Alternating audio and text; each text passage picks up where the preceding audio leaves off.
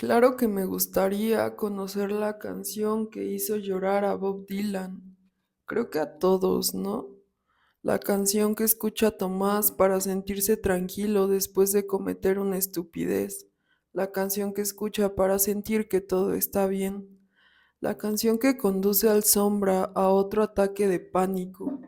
Debe de ser una canción preciosa, profunda, llena de matices y significados. Mi pregunta es, ¿una canción es motivo suficiente para enfrascarse en una odisea en el interior de la Ciudad de México? ¿Una canción es motivo suficiente para salir de tu encierro y terminar de escribir tu tesis después de no sé cuánto tiempo? ¿Una canción es suficiente motivo para convencer a la mujer más bella de la habitación de que vaya contigo al zoológico de Chapultepec para buscar al legendario héroe moribundo del rock mexicano que tu padre solía adorar? Cuando eres joven y no sabes o no tienes muchas de las cosas de las cuales sostenerte para que el sentido de tu vida no parezca un espectáculo de circo en el cual caminas frente a una multitud en el punto más frágil de una cuerda floja, probablemente una melodía, un paisaje, un conjunto de palabras dispuestas armoniosamente sobre el papel o una promesa que le hiciste a tu amigo aparecen casi religiosamente como el motivo perfecto para seguir adelante.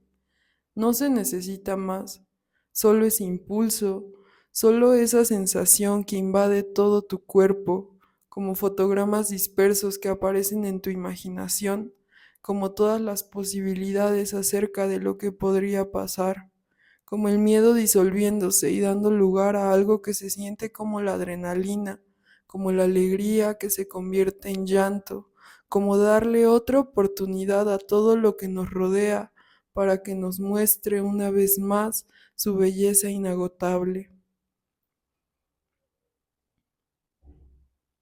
Ambientada en la Ciudad de México, con una notable influencia de la Nouvelle Vague de Godard y un argumento casi al estilo de los detectives salvajes, Alonso Ruiz Palacios nos presenta una pieza cinematográfica que personalmente me resulta excepcional. Güero se estrenó en 2014 y fue filmada con el recurso nacional.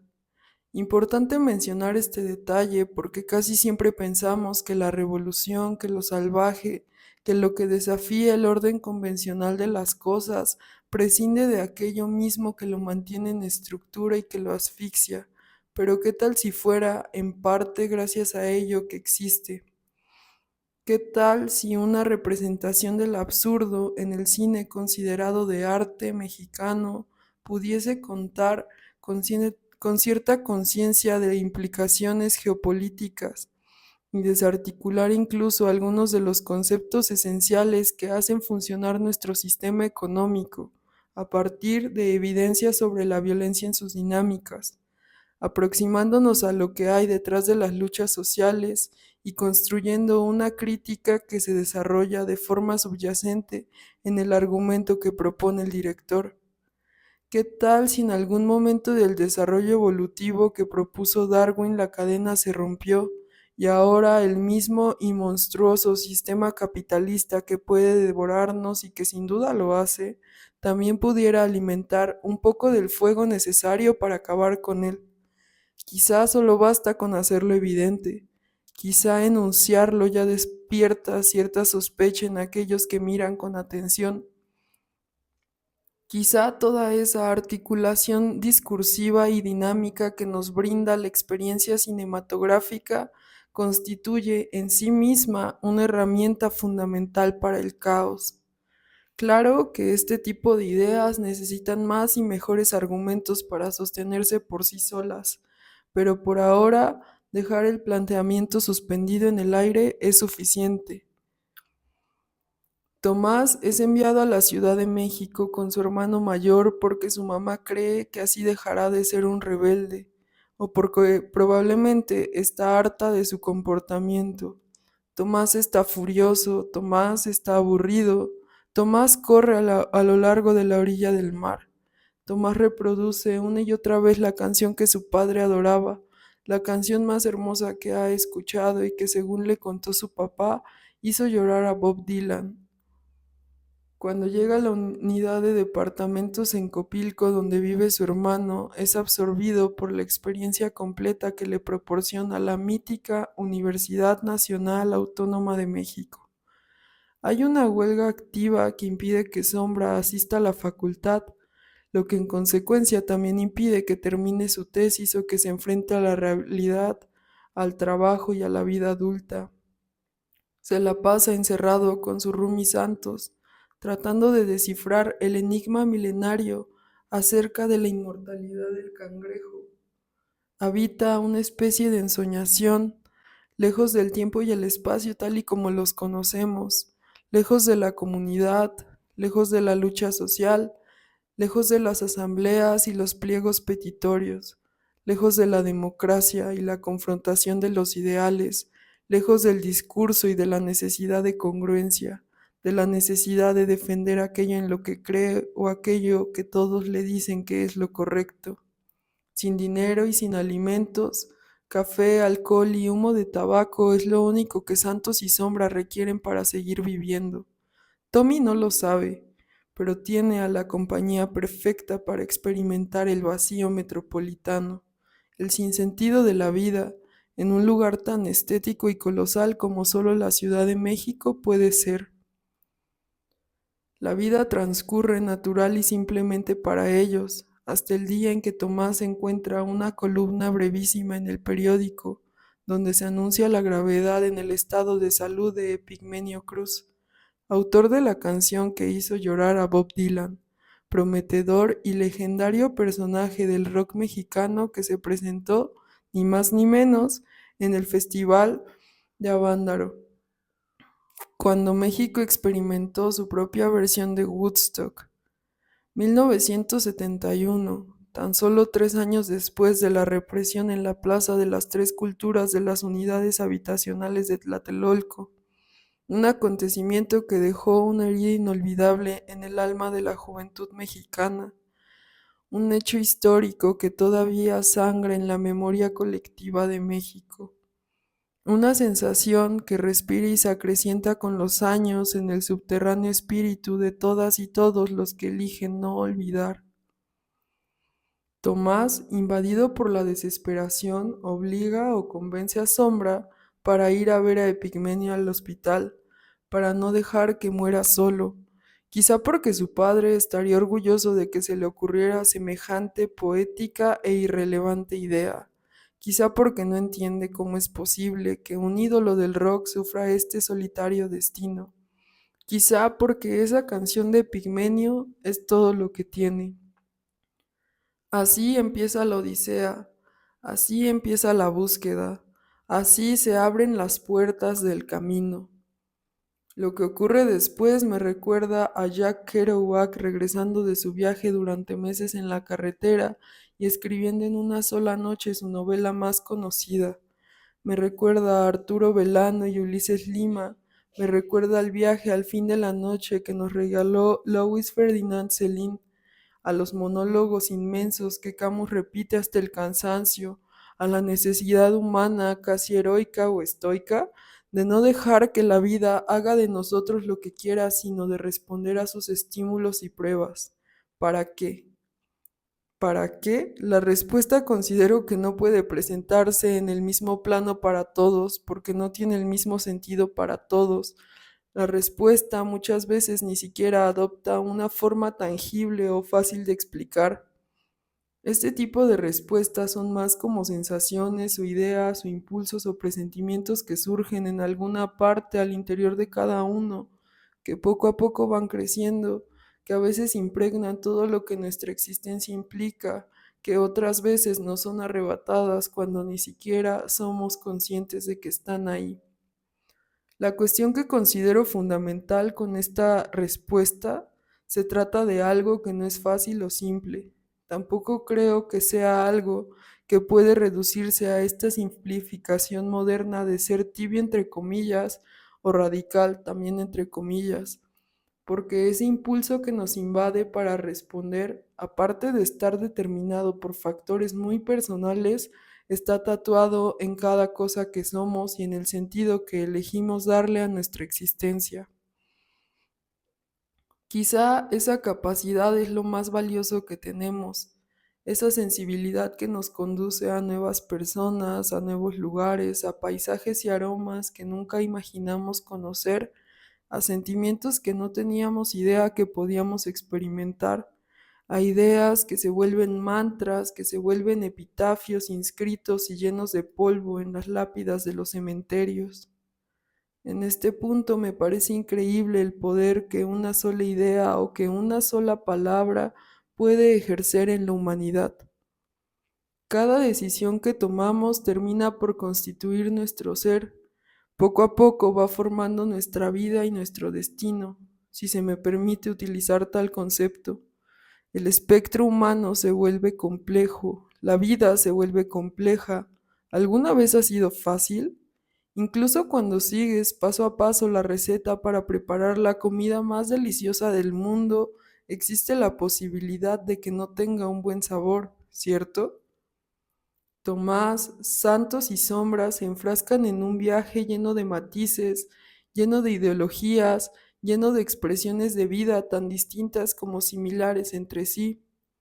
Recorren la Ciudad de México y atraviesan una serie de aventuras que les muestran quiénes son. Hay un momento antes de llegar a la huelga en Ciudad Universitaria donde se encuentran en el camino a un amigo que rompe con la ficción que Ruiz Palacios ha construido cuidadosamente. Esta disrupción del estilo da lugar a la crítica dentro de la narración misma, y este momento para mí es una genialidad. Enunciar todas esas cargas semánticas de las que está impregnada cualquier narrativa, emitir un juicio de valor sobre algo que está ocurriendo en el momento mismo, hacer espacio para la antítesis o llevar a cabo un ejercicio similar a la ruptura de la cuarta pared teatral, nos permite reflexionar acerca de la naturaleza de la obra artística y de su lugar dentro de la vida misma. Este momento da lugar para reflexionar sobre el sentido, para profundizar en el significado de lo que hacemos, de lo que pensamos, de todo lo que hay detrás de cualquier expresión humana y del trágico destino de lo perfecto o de la forma en que incluso cuando las convenciones se rompen y las estructuras tradicionales o las normas desafían cualquier expectativa, todavía queda un espacio en la imaginación colectiva para que las cosas puedan adquirir su propia belleza, su valor, su sustancia y su dignidad. En este punto creo que las cosas empiezan a complicarse un poco. Complicarse en el sentido de que aunque esta peli está grabada en blanco y negro, ya no podemos evitar mirar los matices de las cosas. No es necesario ni siquiera tener una inmensa paleta de colores donde cada variación en los tonos represente un cambio en el ánimo del personaje, que no puede pasarse por alto sin que se pierda fuerza en el impacto que la trama genera o busca generar en el espectador. El planteamiento es simple, la vida es simple, tan simple como los segundos en que Sombra asiste a una fiesta privada de la Escuela Nacional de Artes Cinematográficas, donde termina rodeado por los feroces intelectuales del cine que por supuesto han leído Esculpir en el tiempo de Tarkovsky y lo entendieron a la primera. Aquellos que han visto cada película de los grandes directores del spaghetti western italiano, los que entienden los argumentos de Lars von Trier y conocen a todos los grandes escritores de la literatura universal, hasta han leído diversas traducciones de sus obras más destacadas, en busca de aquellas que logren expresar fielmente los significados del idioma original. Esto es tan simple como el momento en el que está sentado en unas escaleras frente a la piscina de la casa y expone de manera detallada la inutilidad y pretensión de una película como Güeros. Tan simple como la leyenda sobre el viaje larguísimo que hizo Bob Dylan para conocer a Peter Brook, donde tuvo que encontrarlo derrotado y moribundo bajo la lluvia en París. tan simple como el viaje al desierto de Sonora en un impala robado que ejecutan Velano y Lima con el poeta García Madero, para conocer a la misteriosa e icónica poeta del estridentismo Cesárea Tinajero, mientras escapan del padrote de Lupe. Casi tan simple como la hora y 48 minutos que has pasado frente a la pantalla viendo otra película en blanco y negro que te recuerda que la vida cotidiana está tan repleta de belleza como de caos, como de sentido y sin sentido. Pero ¿cómo es posible que hayamos llegado tan lejos sin mencionar el factor romance, tan necesario para la humanidad como impuesto en nuestra cultura en cualquiera de sus formas? Sombra está enamorado, y cuando aparece Ana todo se ilumina dentro de la narrativa. Ana es una cómplice. Ana decide unirse a la aventura después de estar un rato atrapada en la lucha social. Ana tiene un programa de radio en la señal de la universidad donde lee sus poemas, donde juega el peligroso juego de la revolución, donde pone canciones e informa sobre el día a día del movimiento estudiantil. Creo que se entrega por completo a los ideales de la revolución y de la libertad. Ana a veces llama a su casa desde un teléfono público solo para escuchar la voz de su madre al otro lado de la línea. Ana también es una detective y también muere de ganas por vivir. Ana los acompaña a hablar con la amante de Pigmenio en las oficinas del zoológico de Chapultepec solo para enterarse de que tampoco se encuentra ahí. Ana los acompaña hasta Texcoco, a una vieja pulquería donde frente a un televisor, una rocola y un altar de la Virgen de Guadalupe, en una mesa justo al fondo se encuentra sentado, fumando y haciendo un dibujo, el legendario Epigmenio Cruz. En este punto dramáticamente suena de fondo hasta que te conocí de Juan Gabriel, mientras Tommy se acerca para saludarlo y contarle sobre la gran hazaña que implica estar ahí frente a él y pedirle por favor que autografíe el cassette que su padre le regaló. Para sorpresa de nadie, espero, Epigmenio es un pendejo, un imbécil y un amargado, y tira condescendientemente el cassette al suelo. La promesa del rock nacional, lo salvaje en su expresión más pura, la sensación de la libertad que emana de nuestro ser cuando desafiamos los moldes sociales, las reglas, la idea de normalidad o el status quo, todo esto tiene y ha tenido sentido durante décadas, quizás siglos, pero esto depende necesariamente de nuestros ídolos, de los mártires que se disponen a ir en la primera fila hacia la guerra o hacia los movimientos en contra de las injusticias del mundo. Todos esos personajes ilustres que no soportan la crueldad de la realidad tal y como es.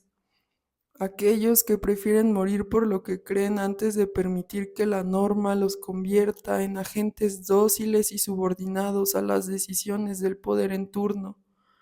Aquellos que prefieren arrojarse a las llamadas causas perdidas, al, al sinsentido, a la sobredosis, a las anfetaminas o a los opioides, antes que adaptarse a una vida aburrida, enajenada, común y corriente. Supongo que es una responsabilidad que no cualquier persona está dispuesta a aceptar. No cualquier espíritu puede cargar con el peso de las incongruencias de toda una sociedad. Quizás solo los espíritus más osados se atreven a hacerlo.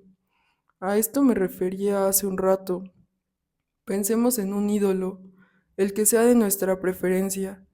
¿Qué es lo que nos hace sentir que debemos respetarlo?